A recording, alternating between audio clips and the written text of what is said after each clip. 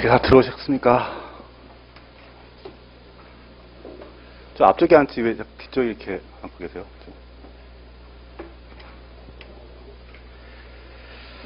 안녕하세요. 하여튼 자 자원석입니다. 예. 아침에 이렇게 오시느라고 정말 수고 많았습니다. 예, 날도 더운데 오늘도 비가 또 안 오더라고요 또. 예, 근데 참 오시느라고 아주 수고 많았습니다. 지금 들어오시면 돼. 그 나눠진 자료 있죠? 자료. 두 개가 나갔을 겁니다. 맞죠? 자료 두 개 나갔죠? 자료 두 개. 예. 2015년 사법시험 문제. 하나밖에 안 갔어요? 하나는 그거는 작년 교재를 혹시 가져오신 분이 필요하시면 데스크에서 수령을 하세요. 그거는 사실 추록이 아닌데, 여기 팀장님이 추록이라 써갖고, 마치 제가 추록을 낸 것처럼. 추록을 제가 낼 수는 없죠. 제가 거기 출판사 입장도 있고 해서 추록을 냈었는데, 하여튼, 이게 추록은 아닙니다. 뭐냐면 이게,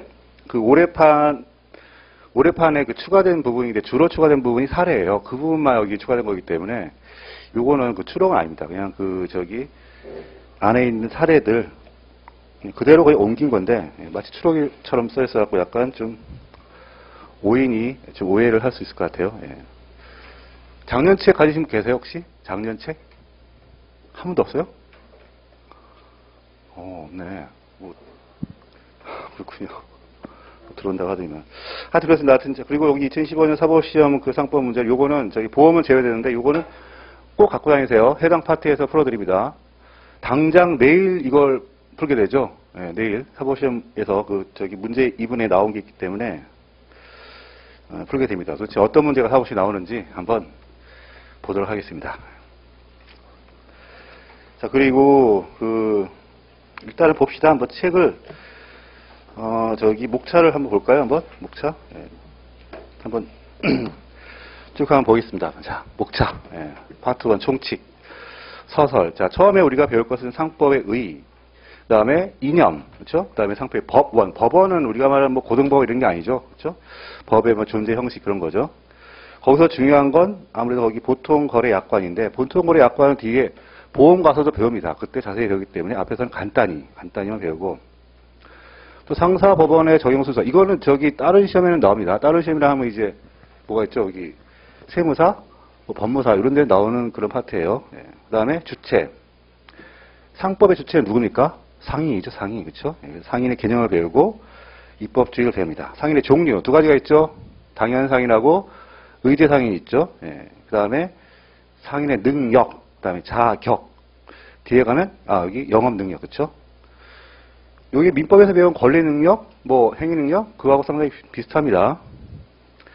자, 이렇게 인적 주체가 배웠으면 이제 그다음에 주체가 배웠으면 일단 기업의 설비, 그래서 상업사용인, 그렇죠? 네, 상업사용 배우고, 상업사용의 종류는 세 가지가 있죠. 거기 보시면 지배인, 그다음에 부분적, 포괄, 대리권을 가진 상업사용인. 굉장히 말이 길죠. 부분적, 포괄, 대리권을 가진 상업사용인. 그다음에 물건 판매, 점포 사용인 이런 게 있습니다.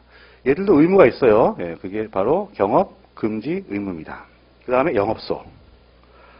영업소는 옛날에 사법시험에 단문으로 나온 적 있어요. 아무런 그런 쟁점이 별로 없는데도 그런 좀 내용이 있습니다. 그다음에 중요한 상호. 여기부터가 일단 이제 사례에서 나올 수 있는 부분들이죠. 상호, 그다음에 상호의 의, 그다음에 상호 등기가 있고 상호권의 내용이 중요하죠. 상호 사용권하고 상호 전용권. 우리는 상호 전용권을 주로 배우게 됩니다. 그다음에 상호도 양도할 수 있죠. 상호도 양도할 수 있습니다. 그다음에 폐지도 가능하고. 그다음에 중요한 명의 대여자의 책임. 상당히 중요하죠. 아직까지 시험에 안 나오는데 저희 시험에 한 번 나올 것 같습니다. 한 번.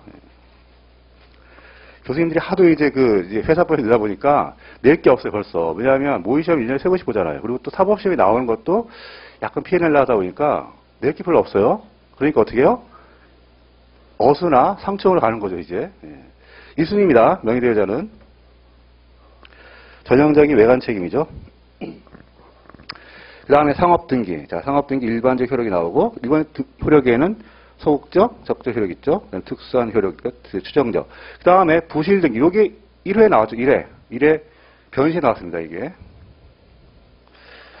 그때 이거 못 쓰는 학생이 많아요. 왜냐하면 회사만 공부해가지고 상초 공부 안 했죠. 그래가지고 뭐, 이 부실링기 논점을 놓친 학생이 많았습니다. 예.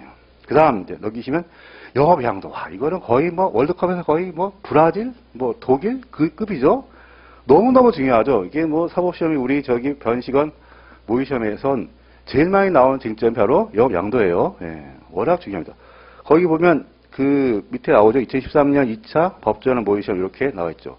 아, 그리고 모의시험 관련돼서 이게 저기 그 협의회에서 저작권을 자꾸 주장해서 참 이게 모르겠습니다. 내년에는 이 모의시험 갖고 강의를 못 할 것 같아요. 그리고 책에도 못 넣을 것 같습니다. 이게. 그래서 조금 그런 상황이 있습니다. 여러분들 그 제 시간 있으면 전화 거세요. 협의회에다가 그걸 못하게 사용 못하게 하느냐. 학교에서 사용하는 거 가능해요. 근데 학원에서 사용 뭘 못하게 하는 거죠, 지금. 조금 그런 게 있습니다. 예. 그래서 영업 양도 효력 보면 두 가지가 있죠, 크게. 양도인과 양수인 간에 이제 그 의무인 경업 금지 의무가 있죠. 예. 그 다음에 정말로 중요한 영업 양도의 제3자 보호, 그 다음에 채권자, 채무자 보호, 이렇게 있죠. 거기 2013년 2차 법조는 모의시험은 영업 양도에 관한 어떤 종합 어떤 선물 세트 그런 문제입니다. 학교 다니면서 다 봤죠 이거? 예? 보시지 않았습니까? 다 까먹었죠. 저도 벌써 다 까먹었어요 벌써. 예, 작년 거. 자 상행위 그 다음에 상행위를 배웠으면 상행위 배워죠. 그 다음에 상행위 개념은 이제 있고 의 그 다음에 분류. 상행위는 일단 아직 안 배웠지만 두 가지가 있죠. 크게 기본적 상행위와 뭐죠? 준상행위 그렇죠? 그 다음에 또 하나 보조적 상행위가 있습니다. 그 다음에 상행위 특칙. 상법은 보통 민법의 특칙이라고 하죠. 네, 그래서 이 부분을 보면은 민법과 다른 어떤 특성들이 드러나요. 거기 보면은 이제 총설 보시면 민총에 대한 특칙, 그렇죠? 물권에 대한 특칙, 채권에 대한 특칙. 예.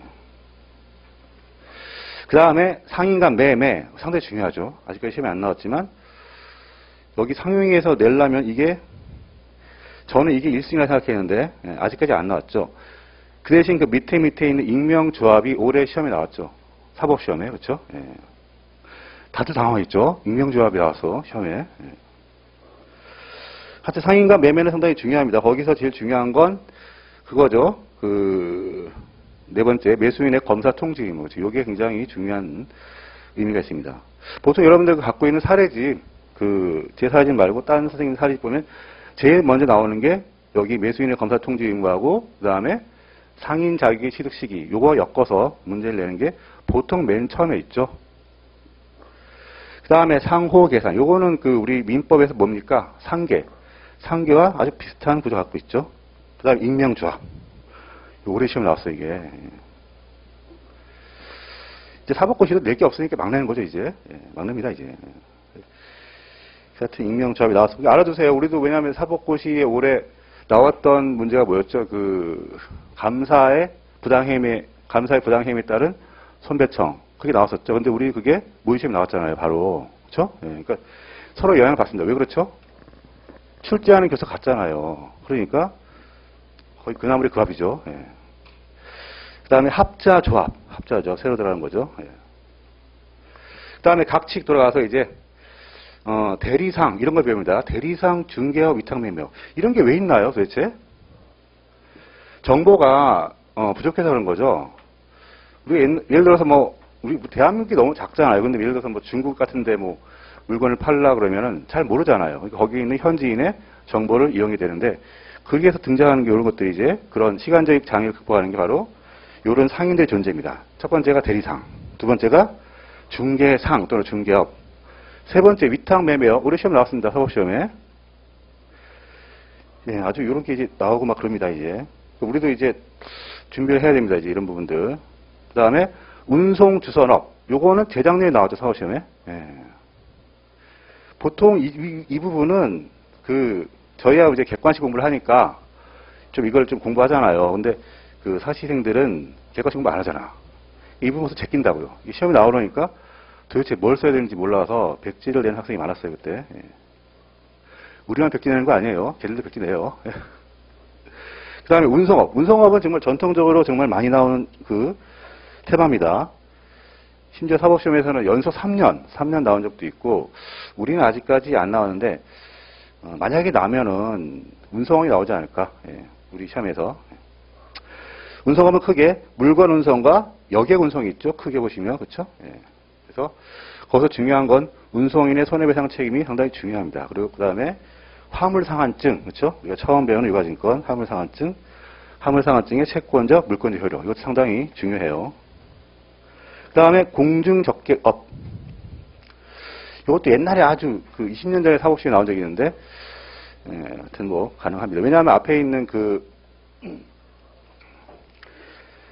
운송을 많이 좀 이렇게 준용하는 부분이 있어요. 그래서 나온 적이 있습니다. 옛날에. 창고업. 창고업의 대표적인 게 뭡니까? 창고업. 여러분 창고업의 대표적인 게 뭐예요? 창고지 뭐. 그렇죠. 물론 그렇죠. 주차장이 창고업이에요. 주차장. 그렇죠? 물건을 맡기잖아. 뭘 맡겨? 차를 맡기잖아요. 그러니까 주차장이 혹시 나오면은 창고업으로 포섭하셔야 됩니다. 창고업으로. 그 다음에 새로운 상해, 금융 리스, 그 다음에 프랜차이즈, 채권 매매업, 그 다음에 지급 결제물. 요거는, 제가 기본과에서 강의를 안 하는데, 올해도 강의를 안 할 생각입니다. 예. 왜냐하면 시험에 프랜차이즈, 그게 한번 모의시험에 한번 나온 적이 있고, 한 번 나온 적이 없어요. 우리 지금 6번 시험 봤는데, 딱 한 번 나왔고, 이 부분은 시험에 안 나와가지고, 효율성을 고려해서, 이 부분은 강의 안 하겠습니다. 예. 날림이 아니에요. 이게 자꾸 뭐 한다고 날림이라 그러는데. 아니, 우리가 지워진 시간이 지금 10회밖에 없잖아, 10회. 그쵸? 10회 동안 이거를 다 하려고 하면 아무래도 좀 강약을 조절해야 되고, 그러다 보니까 이런 쩌리들은 좀 제껴지는 게 있습니다. 예. 시간이 나시면 보시고, 예, 시간이 없으시면 안 보셔도 되는 파트가 있어요, 상법에는. 답을 썼습니다. 그러려면 교수님 상법 교재 4권을 다 보시든가. 근데 상법만 보고 뭐 말 건 아니잖아요. 그러니까 분명히 그런 부분을 조절하셔야 돼요, 상법은. 그러니까 소위 비법들, 생비들은 상법 공부하는데 굉장히 애로사항이 있죠. 예, 뭐, 처음부터 이렇게 책을 봐가는 게 아니니까 상법이. 상당히 좀 많은 애로사항이 있는 게 맞습니다. 그런데 공부를 많이 하는 학생도 마찬가지죠. 예, 역시 어려워합니다, 상법은. 저도 상법이 어려워요, 사실. 예. 자, 그 다음에 회사 중요합니다. 회사는 워낙 중요하죠. 자, 그래서 통칙 보시면 회사의 개념 배웁니다. 개념. 그 다음에 개념 요소. 그 다음에 바로 나오는 게 1인 회사라는 게 있어요. 1인 회사. 이런 게 있습니다. 1인 회사. 그 다음에 법인격 부인론. 이런 것도 있어요. 법인격 부인론. 법인격 부인론도 잘 나오는 쟁점 중에 하나입니다. 그 다음에 회사의 종류. 우리 회사의 종류 몇 가지입니까? 총, 우리 상법상. 몇 가지예요? 4가지예요? 5가지? 5가지예요, 5가지. 이 정도 아셔야지, 이제. 그렇죠? 5가지입니다, 회사 종류가. 예. 뭐 있어요? 합명, 그 다음에 합자, 유한, 그 다음에 주식회사, 새로 추가된 유한 책임회사, 그렇죠? 알고 있어야지, 이런 거 정도는. 변호사가 이렇게 딱 물었는데 몰라가지고 네이버 찾고 이러면 안 돼요. 예? 그냥 바로 대답해야지. 뭐, 그 자리에서 네이버 찾고 이러면 가버렸죠, 이미. 예. 우리는 전문가가 될 사람들이잖아. 네이버 지식인. 거기 틀린 거 되게 많아요. 여러분들 혹시 공부하실 때 거기 있는 거를 이렇게 참고하시면 마이너스입니다, 오히려. 예. 웬만하면 교수님 책을 찾아보시고, 예. 여기는 이제, 물론, 시인동에 계시는 분들이 이제 서점 가셔서 책을 보세요. 예. 거기서 거기 사진 찍으면 되잖아. 예. 그렇게 해서 보시고, 거기서 왜 찍냐 그러면은 제가 찍으라고 했다고 얘기하세요. 북시장 선생님하고 잘 아니까 거기서 찍으시고 그렇게 해서 확인하셔야지 네이버 이런 거 찾아보시면 되게 오류가 많습니다. 그 다음 회사의 능력, 회사의 권리 능력이라는 게 있습니다. 거기 보시면 일반적 권리 능력에서 성질에 의한 제한, 법률에 의한 제한, 목적에 의한 제한. 목적에 의한 제한이 좀 많이 나옵니다, 시험에. 요거는 잘 안 보이는 쟁점인데 상당히 중요하죠, 이거. 그 다음에 회사의 불법 행위 능력. 요게 재작년에 영남대학교 중간고사 시험 문제였었는데, 하여튼, 알아두세요. 예. 자, 그 다음에 회사의 설립 일반론에서 설립행위 나옵니다. 그 다음에 설립하자. 그 다음에 사실상 회사라는 게 있어요. 회사를 설립했는데, 요게 설립 무효됐어요. 그런 경우에 발생하는 게 바로 사실상 회사입니다. 오른쪽, 회사의 구조변경. 그래서 중요하죠. 합병은 너무 많이 나오죠, 요즘에? 합병은 너무 많이 나옵니다, 지금. 거의 다 파먹었어, 이제. 예. 합병 무효에서 항상 나오는 게 뭐예요? 항상 합병 비율의 불공정. 그렇죠? 너무 많이 나왔어, 이제. 이제는 살짝 그 밑에 있는 분할 및 분할 합병, 요게 나오겠죠, 시험에. 예. 한 번 또 나왔었습니다. 우리가 그때 2014년도, 예, 그때 10월 모의 시험에 분할 합병 문제가 갑자기 나왔죠. 예. 그래서 다들 뭐 멘붕에 빠지는 그런, 예, 사태가 있었죠. 근데 그때도 근데 기본적인 법리를